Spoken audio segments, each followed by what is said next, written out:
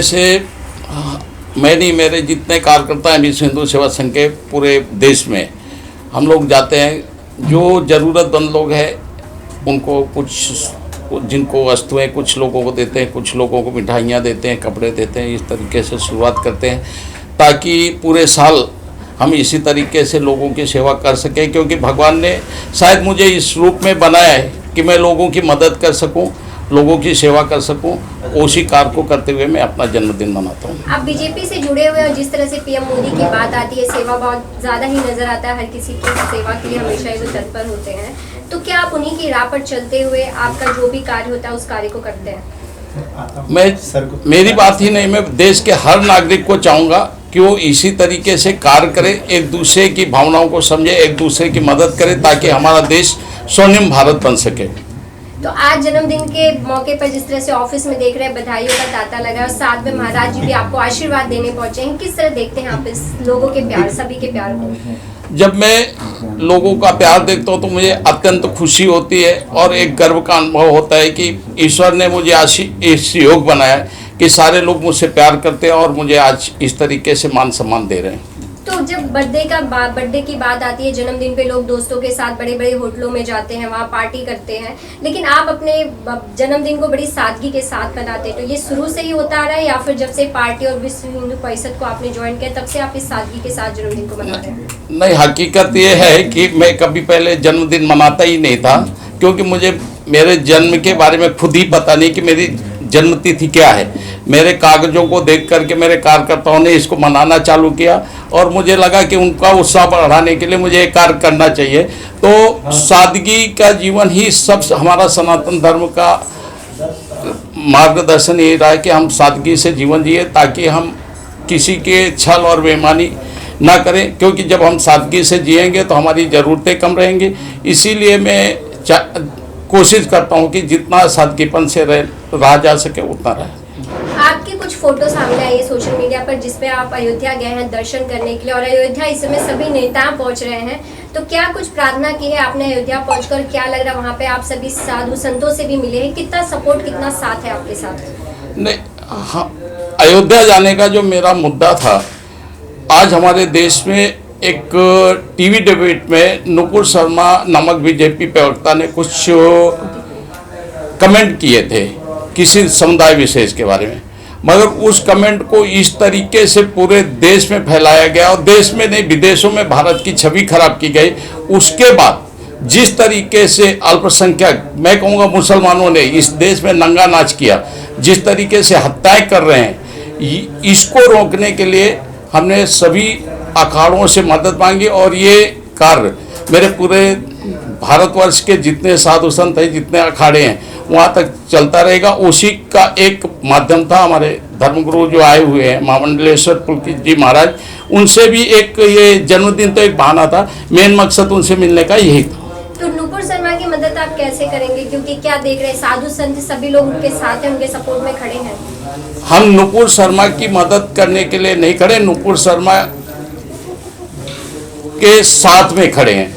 नुपुर शर्मा की मदद करने की किसी की आवश्यकता नहीं है, नुपुर शर्मा खुद सक्षम है, मगर देश के जो गरीब तबके के लोगों को जिस तरीके से या छोटे लोग हैं उनके साथ जो हत्याएं की जा रही उनकी, उसके साथ हम खड़े। उन हत्याओं को किस तरीके से रोका जाए, हिंदुओं को किस तरीके एकत्रित किया जाए, जो हमारे हिंदू बिखरे हैं उनमें किस तरीके से भाईचारा लाया जाए, उस बारे में लेकर के हम सारे संतों से मिल रहे हैं।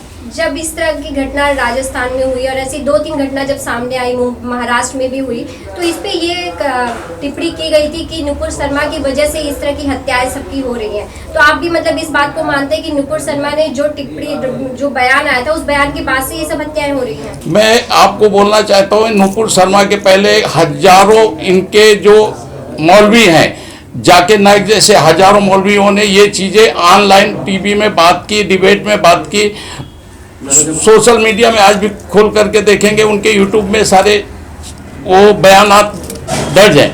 उसके बावजूद नुपुर शर्मा को बहाना लेकर के हिंदुओं को दबाने का ये कृत्य किया गया है। ये नुपुर शर्मा एक बहाना है, हिंदुओं को दबा करके इसको इस्लामिक राष्ट्र करना, ये इनका मकसद है। महाराज जी, आज आप यहाँ ऑफिस पे पहुंचे हैं देवेंद्र जी से जन्मदिन पे, क्या बधाई देना चाहेंगे, क्या शुभकामनाएं होंगी आपकी तरफ से? मेरी तरफ से यही शुभकामनाएं हैं कि जिस प्रकार सनातन धर्म संस्कृति के लिए, विश्व हिंदू परिषद के लिए आप हमेशा दिन रात और कार्य करते रहें। मैं तो कहूँगा कि आपकी जो गति होनी चाहिए, वो कहते हैं ना कि ऐसी गति हो जैसे शेर की भांति जो गति थी, शेर की तरह। और आप तो हैं ही वैसे ही, आप तो पूरे योद्धा हैं और योद्धा की भांति आप सनातन संस्कृति की सेवा कर रहे हैं। मैं इनको जन्मदिन पे बहुत बहुत शुभकामनाएं देता हूं और सनातन संस्कृति के लिए, सनातन धर्म के लिए, हिंदुत्व के लिए ऐसे ही समर्पित रहें और राष्ट्र की नए निर्माण के लिए महाराष्ट्र को भी एक नई दिशा दें, भारत के अंदर भी एक दिशा ऐसी दें ताकि आज आपने देखा, खुद आप बता रही हैं, मैं भी देखता रहता हूं कि जिस प्रकार आप गरीबों की सेवा करते हैं, वृद्धों की सेवा करते हैं, ज़रूरतमंद लोगों की सेवा करते हैं। और आपने कहा जन्मदिन को उन्हें ही नहीं पता, और सच में मैं कहता हूँ इनका जन्मदिन आज नहीं, इनका जन्मदिन प्रति एक दिन है। वो कैसे, वो ऐसे, क्योंकि जो व्यक्ति हर रोज़ अच्छा काम करता है उसका हर रोज़ जन्मदिन होता है। तो आपने एक बहुत बड़ी बात कही है कि एक शेर की तरह है, एक योद्धा की तरह, तो कहाँ आपको वो नजर आया, वो शेर और योद्धा की आज उनके साथ हमें नजर आप देखिए जिस प्रकार वीरता का काम कौन करता है। आप इतने बम्बई जैसे शहर से आप अयोध्या में गए, संतों से मिले, हमसे मुलाकात किया, तो ये काम कौन करेगा? और किसके लिए? अपने लिए नहीं कर रहे हैं, सनातन संस्कृति के लिए कर रहे हैं, भारत के लिए कर रहे हैं। तो मैं तो यही कहूँगा कि वीर तुम बड़े चलो, धीर तुम बड़े चलो, सामने पहाड़ हो, सिंह की दहाड़ हो, ऐसे ही आप बढ़िए। इसी शुभकामनाओं के साथ रविंदर जी को बहुत बहुत जन्मदिन की हार्दिक शुभकामनाएं। हिंदू सनातन को आगे बढ़ाने के लिए जिस तरह से आज सभी हिंदू जाग चुके हैं, मुझे लगता है अब जाग चुके हैं, तो आप किस तरह देखते हैं, आप जब इसको आगे तक बढ़ा रहे हैं, तो क्या आपके साथ, अब अगर हमें मथुरा की बात करें या यूपी के कहीं भी जगह की, क्या आपके साथ देवेंद्र जी भी वहाँ नजर आएंगे हमें? बिल्कुल जरूर आएंगे, बिल्कुल नजर आएंगे। देवेंद्र जी हमेशा हमारे साथ खड़े हैं, संतों के साथ खड़े हैं, सनातन के साथ खड़े हैं। रामनाथ कोविंद आए तो राम मंदिर बना, द्रौपदी मुर्मू आई है तो कृष्ण जन्मभूमि भी बनेगी और बहुत जल्दी बनेगी। और हम सबका यही एक संकल्प है। और मैं आदरणीय मोदी जी को भी आपके जन्मदिन के माध्यम से बहुत बहुत धन्यवाद देना चाहता हूं कि एक आदिवासी महिला को देश का राष्ट्रपति बना के उन्होंने बताया कि मैं भारत के लिए एक सच्चा सपूत, एक सच्चा नागरिक हूं, जो कभी किसी ने भविष्य में नहीं सोचा होगा कि द्रौपदी मुर्मू जैसी आदिवासी महिला, मैं तो कभी सोचा ही नहीं कि आप वो राष्ट्रपति जैसे पद पे पहुंचेंगी। और आज आप उनकी, आप देखिएगा आने वाले जो 5 साल हैं इस भारत के अंदर आप वो नई नई चीज़ें देखेंगे जो कभी हुआ ही नहीं होगा।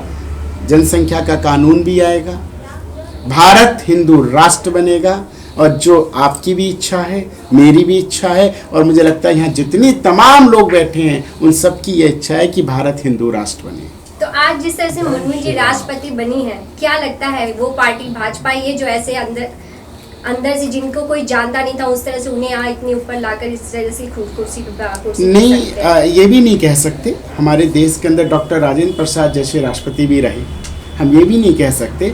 लेकिन मोदी जी की विचारधारा को मैं बहुत ही सराहना देता हूँ, क्योंकि वो जिस तरीके से सोचते हैं उनका विजन बड़ा अलग है।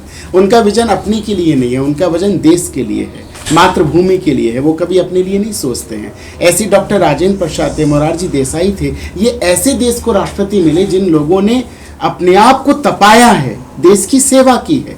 डॉक्टर राजेंद्र प्रसाद तो 10x10 के कमरे में रहते थे, आप बताइए, सब जानते हैं। तो मुझे लगता है कि हमारे भारत के लिए, और आप उनसे भी अगर हम जीता जागता उदाहरण देखें इस देश के लिए, वैज्ञानिक जो हमारे देश के 2006 में डॉक्टर अब्दुल कलाम आज़ाद जैसा राष्ट्रपति, मुझे लगता है कि ना कभी पहले कभी मिला होगा और ना आगे के भविष्य में मिले।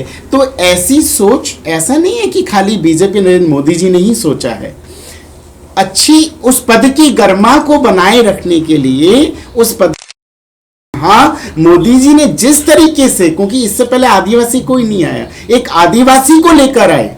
आदिवासी का मतलब ये नहीं, बहुत लोग सोचते हैं वोट बैंक के लिए, नो, वोट बैंक के लिए नहीं, क्योंकि उन जरूरतमंदों के लिए, आदिवासियों के लिए कभी कोई किसी ने इतना सोचा नहीं। और जिस तरीके से उनकी पीड़ा को आप, मैं तो खुद आदिवासियों के बीच में मैंने काम किया है जाके, मुझे पता है, मैंने खुद उनकी जो परेशानियां हैं उनको मैंने सुना है, रोया हूं मैं उनकी परेशानियां सुन के। तो आज उस महिला को उस राष्ट्रपति पद पे पहुंचाने के साथ, द्रौपदी मुर्मू जैसी महिला को जो उन्होंने पहुंचाया, तो मुझे लगता है कहीं ना कहीं आदिवासियों के साथ साथ इस भारत के अंदर एक नई क्रांति आएगी, नया उत्साह आएगा। एक इस भारत को पूरे विश्व के अंदर स्वर्णिम इतिहास भी मुझे लगता है द्रौपदी मुर्मू के राष्ट्रपति पद पर होने के साथ लिखा जाएगा। आपको जिस तरह से फेसबुक चाहेंगे? मैं सभी लोगों का आज हार्दिक आभार करता हूँ कि आज वो लोग आज टाइम निकाल के मुंबई जैसे शहर में मुझे बधाई देने आए, और मैं बहुत बहुत इन लोग का धन्यवाद करना चाहूँगा। जितने भी लोग हैं मेरे साथ के लोग या मेरे मित्र लोग, सबका मैं बहुत बहुत हार्दिक आभार। मैं खुद अपने हाथों से ये माला पहनाता हूँ इनको। ये माला है और ये इन्होंने हमें पहने, ये संतों की माला जब पहन लेंगे तो इनके अंदर तो और ऊर्जा बढ़ जाएगी। जय श्री राम, जय श्री राम, जय श्री राम। और ऐसे ही बढ़े दिन दुगने रात चौगने, यही सोच रहे हैं सनातन के लिए से पहने रहिए इसको। जय माता दी, नमस्ते। मैं संजय गिरी, भजन गायक, टी सीरीज में गाता हूँ, और सावन के महीने में सबको लख लख बधाइयाँ। कांवर चल रही है इस वक्त, मेरे नए नए भजन भी आए हुए हैं। संजय गिरी भजन लिखो तो यूट्यूब पे आता है। और आज मेरे परम मित्र रविंद्र द्विवेदी जी का बहुत ही जन्मदिन है, तो इनको मैं शुभकामनाएं देने के लिए आया हूँ। एक बार शुभकामनाएं इनको देता हूँ कि ऐसे ही माता रानी इनको आगे बढ़ाती रहे और बढ़ा रही है, ऐसे ही सब चलता रहे। तो इनके जन्मदिन की बहुत बहुत शुभकामनाएं। सर के लिए कुछ अपने गीतों के माध्यम से बधाई। जी जी, मेरा अभी एक नया एल्बम आया है, चलो कवरिया। यूट्यूब पे लिखेंगे चलो कवरिया संजय गिरी तो आता है, तो मैं उसकी 2 लाइनें आपको सुनाता हूँ। हो चलो चलो रे कवरिया शिव के धाम, भोले को मनाएंगे। चलो चलो रे कवरिया शिव के धाम, भोले को मनाएंगे। भरो भरो रे गंगा जल शिव के नाम, भोले पे चढ़ाएंगे। चलो चलो रे कवरिया शिव के धाम, भोले को मनाएंगे। हर हर महादेव।